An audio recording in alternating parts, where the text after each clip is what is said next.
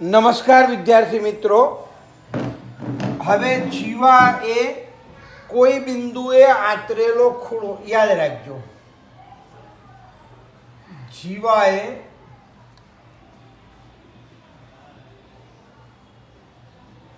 કોઈ બિંદુ આગળ આતરેલો ખૂણો. હવે આ વર્તુળ છે,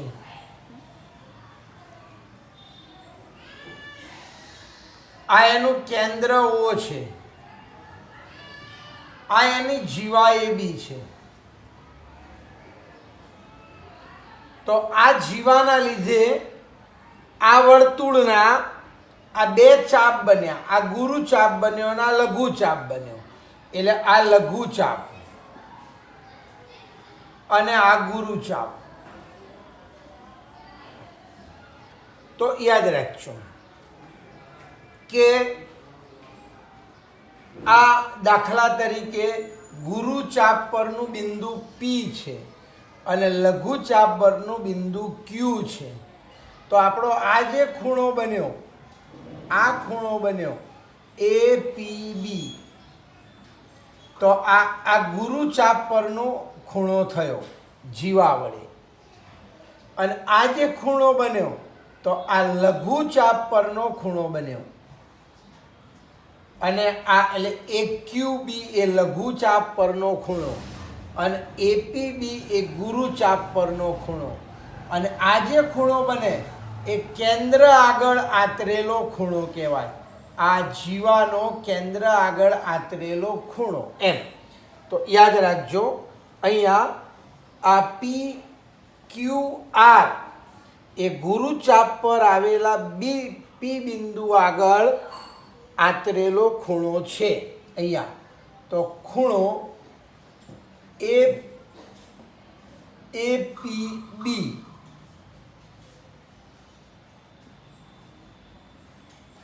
એ ગુરુ ચાપ પર આવેલા બિંદુ પી આગળ આતરેલો ખૂણો છે. આ ખૂણો એ ક્યુ બી, આ ખૂણો. તો ખૂણો એ ક્યુ બી એ લઘુ ચાપ પર આવેલા બિંદુ ક્યુ આગળ આતરેલો ખૂણો છે. એ લઘુ ચાપ પર આવેલા બિંદુ ક્યુ આગળ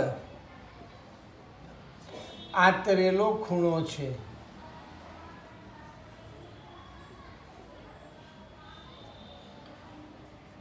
અને આ છે એ ઓ બી એ કેન્દ્ર આગળ આતરેલો ખૂણો છે. યાદ રાખજો, ખૂણો એ ઓ બી એ જીવા એ બી એ ખૂણો એ ઓ બી એ જીવા એ બી એ કેન્દ્ર આગળ આતરેલો ખૂણો છે. હવે મગજમાં રાખજો કે જેટલી જીવા લાંબી હોય એટલો એનો કેન્દ્ર આગળનો ખૂણો મોટો થાય. બરોબર? યાદ રાખજો, જીવા જેટલી લાંબી હોય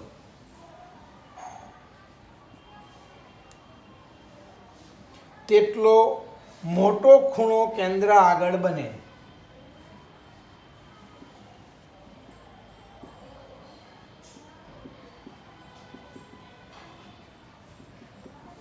કેન્દ્ર આગળ બને. યાદ રાખજો આ પ્રમાણે. આ અને પછી આપણે જોઈએ. અને જીવા જેટલી નાની હોય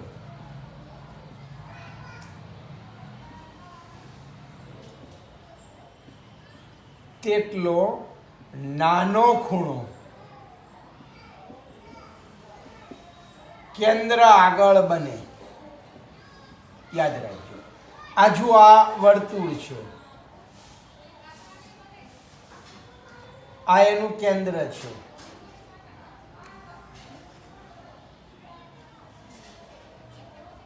આ એનું કેન્દ્ર છે.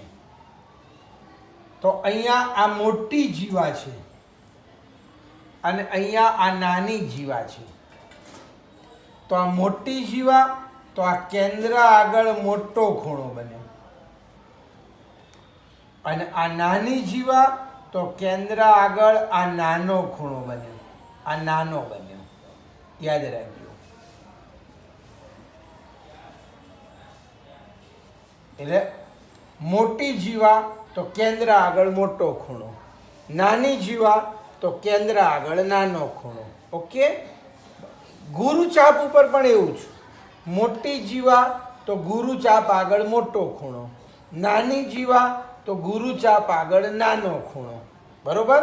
એટલે કેન્દ્ર આગળ અને ગુરુચાપ આગળ બંને ખૂણાઓ નાની જીવા હોય તો નાના થાય અને મોટી જીવા હોય તો મોટા થાય.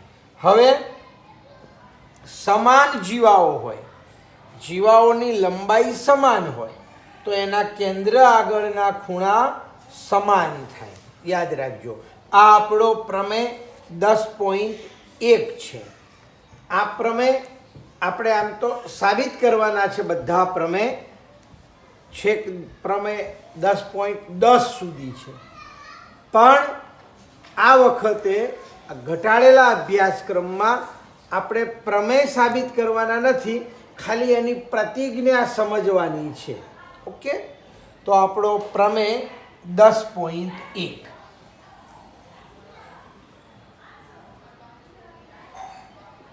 પ્રમેય 10.1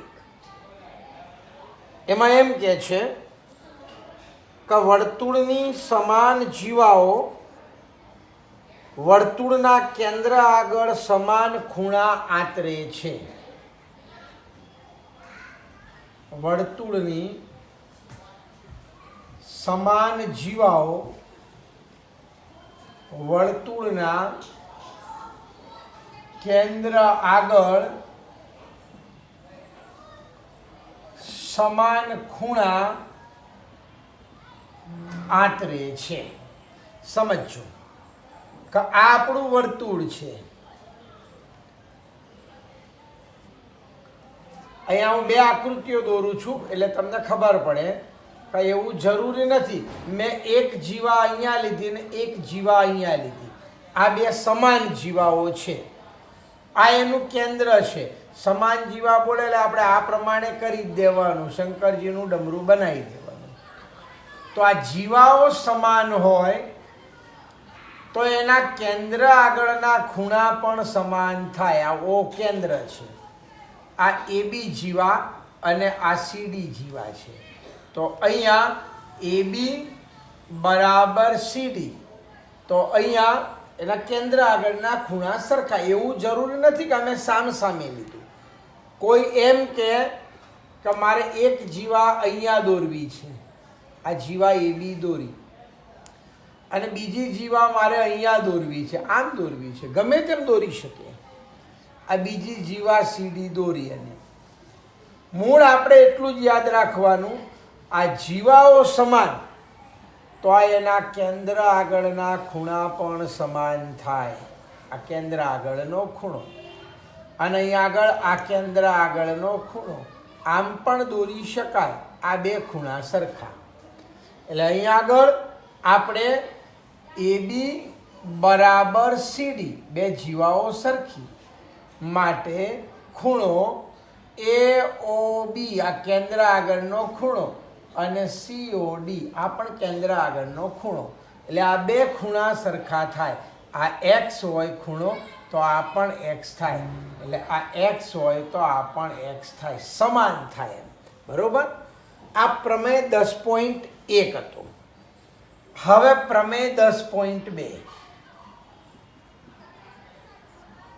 એમાં એમ કે છે જો જીવાઓ વર્તુળના કેન્દ્ર આગળ સમાન ખૂણા આતરે તો તે જીવાઓ સમાન હોય. આનાથી ઊંધું, જો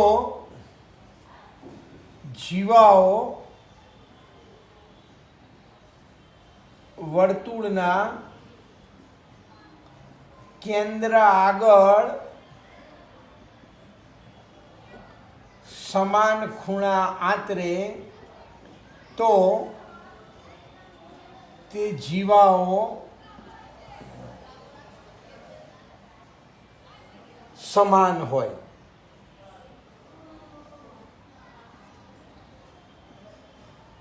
સમાન હોય છે, યાદ રાખજો. એટલે આનાથી ઊંધું, મૂળ વસ્તુ આ જ કા વર્તુળ છે. અહીંયા હું 2 વર્તુળ દોરું છું, અલગ અલગ જીવાઓ, એટલે તમને ખબર પડે ઉપરની જેમ જ. તો કેન્દ્ર આગળ સમાન ખૂણા આતરે છે. આ કેન્દ્ર આગળના ખૂણા એના સમાન છે. આ કેન્દ્ર O. તો આ ખૂણા સમાન આપી દીધા છે, તો આ જીવાઓ પણ સમાન હોય, આ AB અને CD એમ. એટલે આ જો સમાન હોય તો આ પણ સમાન થાય. બરોબર? અહીંયા આગળ એને આમ પણ દોરી શકાય. એક જીવા અહીંયા દોરી, બીજી જીવા અહીંયા દોરી. આ એના કેન્દ્ર આગળના ખૂણા સમાન. ઉપર છે એ જ આકૃતિ. આ ખૂણા સમાન છે, તો આ બંને જીવાઓની લંબાઈ પણ સમાન થાય. એટલે આ બંને સમાન થાય, યાદ રાખજો. એટલે અહીંયા ખૂણો AOB બરાબર ખૂણો COD, તો આ જીવાઓ સમાન થાય. AB બરાબર CD. આ આપણો હતો પ્રમેય 10.2. હવે પ્રમેય 10.3. તો એમાં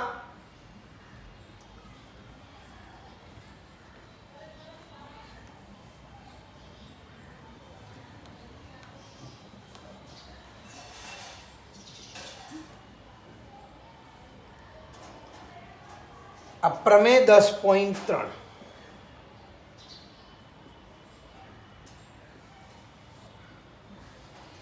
એમાં એમ કે છે કે વર્તુળના કેન્દ્રમાંથી જીવા પર દોરેલો લંબ જીવાને દુભાગે છે. વર્તુળના કેન્દ્રમાંથી જીવા પર દોરેલો લંબ જીવાને દુભાગે છે, યાદ રાખજો. તો અહીં આગળ આ વર્તુળ છે,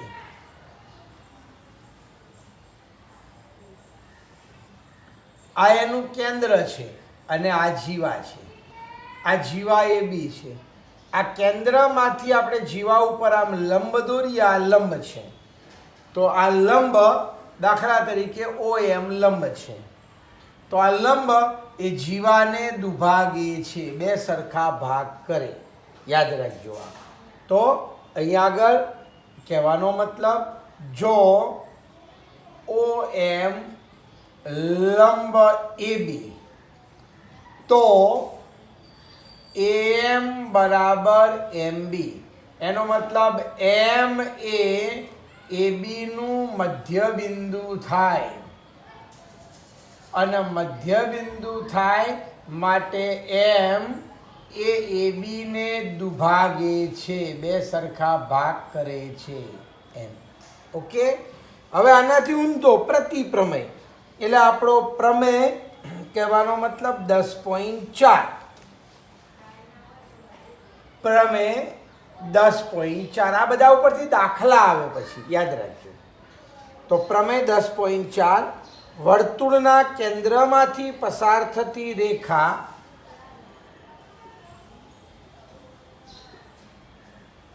વર્તુળના કેન્દ્રમાંથી પસાર થતી રેખા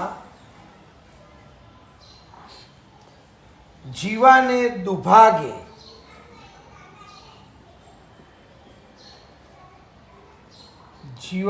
દુભાગે તો તે રેખા જીવાને લંબ છે.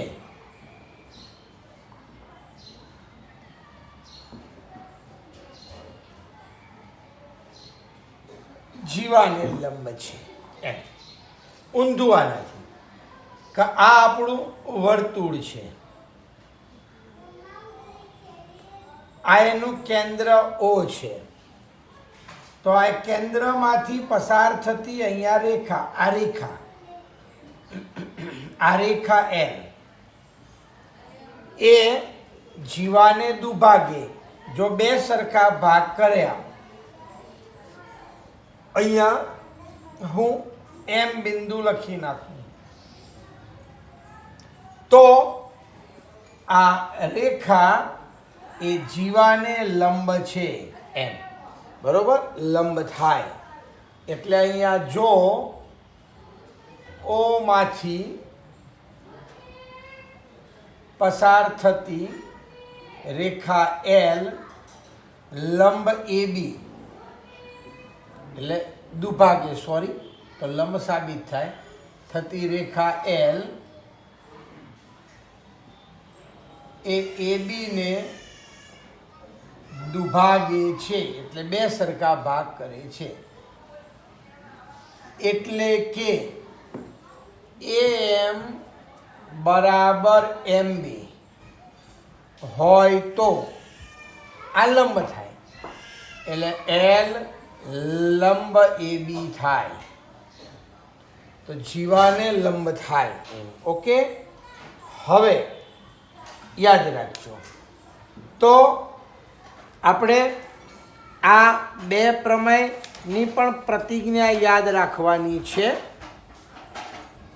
હવે 3 બિંદુમાંથી વર્તુળ યાદ રાખજો. તો આપણે જોયું કે રેખા દોરવી હોય, રેખાનું નિરૂપણ કરવું હોય તો ઓછામાં ઓછા 2 બિંદુ પૂરતા છે. બરોબર, એટલે આપણને ખબર છે કે 2 ભિન્ન બિંદુમાંથી એક અને માત્ર એક રેખા પસાર થાય. તો આપણે એક અને માત્ર એક વર્તુળ દોરવું હોય તો કેટલા બિંદુ જોઈએ? તો યાદ રાખજો, એક અને માત્ર એક વર્તુળ દોરવું હોય તો આપણે ઓછામાં ઓછા 3 ભિન્ન અસમરેખ બિંદુઓ જોઈએ. 3 ભિન્ન અસમરેખ બિંદુઓની જરૂર પડે. કેવી રીતના? આપણે અહીંયા દોરીને બતાવીએ તમને. એટલે આપણે આગળ 8મા ધોરણમાં રેખાની પૂર્વધારણા આપણે ભણીને આવ્યા છીએ કે રેખાના નિરૂપણ માટે 2 બિંદુઓ પૂરતા છે. ઓકે.